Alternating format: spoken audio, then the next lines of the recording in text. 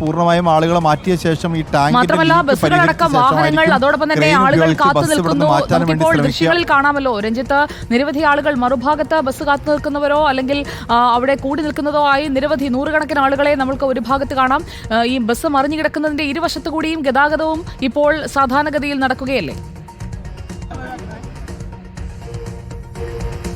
സുജയ, ഒരു ഭാഗത്തുകൂടി, അതായത് ഇടതു ഭാഗത്തുകൂടി നഗരത്തിൽ നിന്ന് മെഡിക്കൽ കോളേജ് ഭാഗത്ത് വരുന്ന വാഹനങ്ങളും മറുഭാഗത്ത് നിന്ന് മെഡിക്കൽ കോളേജ് നഗരത്തിലേക്കുള്ള വാഹനങ്ങളും കടത്തിവിടുന്നുണ്ട്.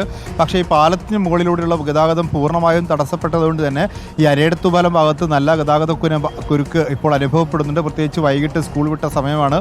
ഈ സമയത്ത് നല്ല തിരക്കുള്ള സമയമാണ്. ട്രാഫിക് കൺട്രോൾ ചെയ്യാൻ സാധിക്കാത്ത വിധത്തിൽ തിരക്കുള്ള സമയമാണ്. അതുകൊണ്ട് തന്നെ ഈ റോഡ് ഗതാഗതം ഒരല്പം മന്ദഗതിയിലാണ് രണ്ടു ഭാഗത്തൂടെയും പോയിക്കൊണ്ടിരിക്കുന്നത്. പക്ഷേ ഇപ്പോൾ ഈ പാലത്തിന് മുകളിൽ മറിഞ്ഞു കിടക്കുന്ന ബസ് അത് ഇവിടെ നിന്ന് നീക്കം ചെയ്തു കഴിഞ്ഞാൽ ഗതാഗതം പൂർവ്വസ്ഥിതിയിലേക്ക് മാറ്റാൻ വേണ്ടി സാധിക്കും. പക്ഷേ ബസ് മാറ്റുന്നതിനുള്ള ക്രെയിൻ സംവിധാനം കൊണ്ടെത്തിച്ചിട്ടുണ്ട്. ഫയർഫോഴ്സിൻ്റെ ക്രെയിൻ ഇവിടേക്ക് എത്തിച്ചിട്ടുണ്ട്.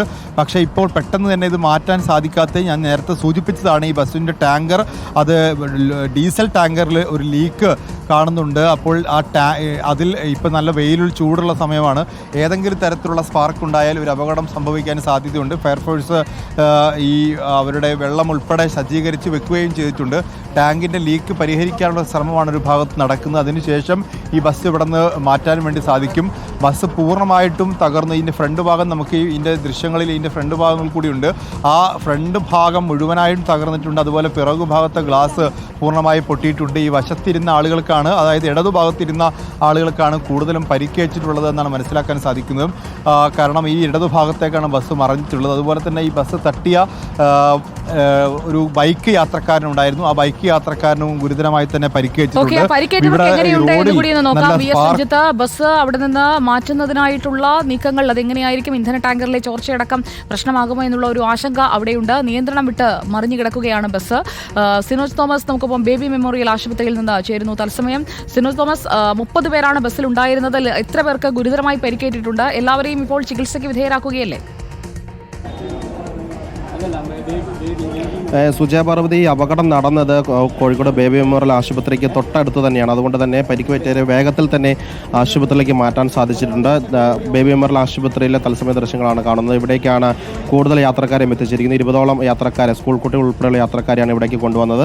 10ഓളം ആളുകളെ കോഴിക്കോട് മെഡിക്കൽ കോളേജ് ആശുപത്രിയിലേക്ക് കൊണ്ടുപോയിട്ടുണ്ട്. ഇവരുടെ പരിക്ക് വിവരങ്ങൾ ഡോക്ടേഴ്സ് പരിശോധിക്കുകയാണ്. മെഡിക്കൽ കോളേജ് പോലീസ് ഉൾപ്പെടെയുള്ള ആളുകൾ ഇവിടെയുണ്ട്. എത്ര പേർക്ക് പരിക്കുപറ്റി, അവരുടെ പരിക്കിൻ്റെ നില എങ്ങനെയാണ് തുടങ്ങിയ കാര്യങ്ങളാണ് കാഷ്വാലിറ്റി വെച്ച് പരിശോധിക്കുന്നത്.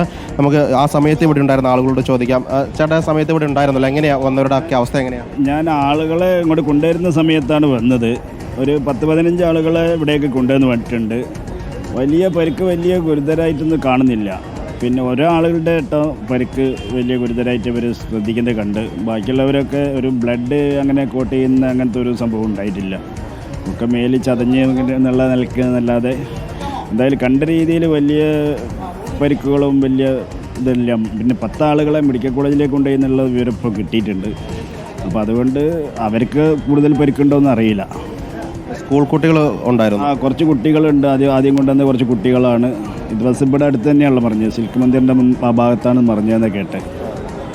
ബസ് മറിയുന്ന കണ്ടവരുണ്ടോ ഇവിടെ തൊട്ടടുത്ത് തന്നെ? ഇവിടുന്ന് അങ്ങനത്തെ ആളുകളൊന്നുമില്ല. ബസ്സിലുണ്ടായിരുന്ന ആളുകളും അവരെ കൂടെ നിന്ന ആളുകളൊക്കെയാണ് ഇവിടെ വന്നിരുന്നത്. ബസ് മറിഞ്ഞ ആ ഭാഗത്തു നിന്നാണല്ലോ. തൊട്ടടുത്ത് തന്നെയാണ്, പെട്ടെന്ന് ഇവിടെ എത്തിക്കാൻ പറ്റും? അതെ, ഇവിടെ പെട്ടെന്ന് എത്തി. ഇവിടെ ആശുപത്രി അധികാരികളൊക്കെ നല്ല രീതിയിൽ തന്നെ എല്ലാവരും പെട്ടെന്ന് കൈകാര്യം ചെയ്തിട്ടുണ്ട്. സുജ, അതാണ് ഇവിടുത്തെ പ്രാഥമിക വിവരങ്ങളെന്ന് പറയുന്നത്. സ്കൂൾ കുട്ടികൾ ഉൾപ്പെടെ ഉള്ളവരുണ്ടായിരുന്നു. വലിയ രീതിയിൽ പരിക്കേറ്റവരെ കണ്ടില്ല എന്നാണ് പറയുന്നത്. 10 പേരെ കോഴിക്കോട് മെഡിക്കൽ കോളേജ് ആശുപത്രിയിലേക്ക് മാറ്റുകയും ചെയ്തിട്ടുണ്ട്.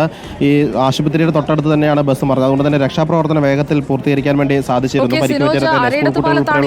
ഉണ്ടായത് ബേബി മെമ്മോറിയൽ ആശുപത്രിയിലും ഒപ്പം കോഴിക്കോട് മെഡിക്കൽ കോളേജിലുമായാണ് പരിക്കേറ്റവരെ പ്രവേശിപ്പിച്ചിരിക്കുന്നത്.